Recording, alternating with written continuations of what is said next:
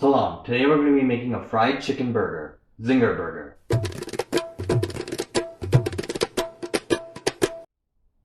So, I'm not sure where this comes from. KFCs all over the world, except for America, sell these spicy chicken burgers. They're in Pakistan, which is where I've had them. The word zinger also doesn't make any sense. A zing is like a retort. Not like anything spicy. Maybe because it sounds like a spicy word? I don't know, English doesn't make sense either. What does make sense is that it is a really good burger. Oh wait, or is it a sandwich?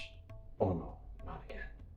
Well, you're gonna need 2 pounds chicken breast, 1 tablespoon red chili powder, and salt. For the dredge, 2 cups all-purpose flour, 1 teaspoon garlic powder, 1 teaspoon thyme, 1 teaspoon oregano, 1 teaspoon basil, and pepper. For the batter, 2 eggs, 1 cup buttermilk, 1 tablespoon Worcestershire sauce, and 1 teaspoon hot sauce. Vegetable oil for frying. And for the sauce, 1 cup mayonnaise, a quarter cup ketchup, 1 teaspoon hot sauce, 1 teaspoon lemon juice, 1 teaspoon Dijon mustard, salt, and pepper. And for the burger itself, some burger buns, unsalted butter, lettuce slices, tomato slices, and sliced American cheese. So we're going to do the double dip method here. Chicken into flour, then into batter, then back into the flour. This ensures that chicken becomes super crispy on the outside and juicy tender on the inside. First, salt and add red chili powder, then place into the fridge for at least 1 hour or overnight. The drier the better for crispier chicken. For the dredge, in a container, add the all-purpose flour, garlic powder, thyme, oregano, basil, and pepper, and whisk together.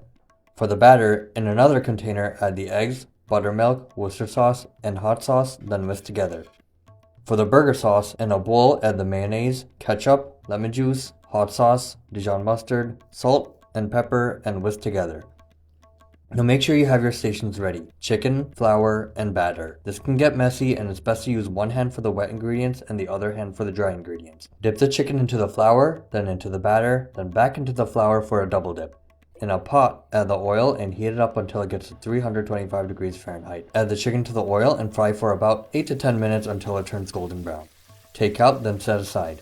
In a pan, melt some butter on medium, then add the buns. Toast them for 2 to 3 minutes, then take out. To assemble the burger, add a layer of the mayo sauce, slice of lettuce, fried chicken, tomato slice, American cheese, and the other bun. Bismillah.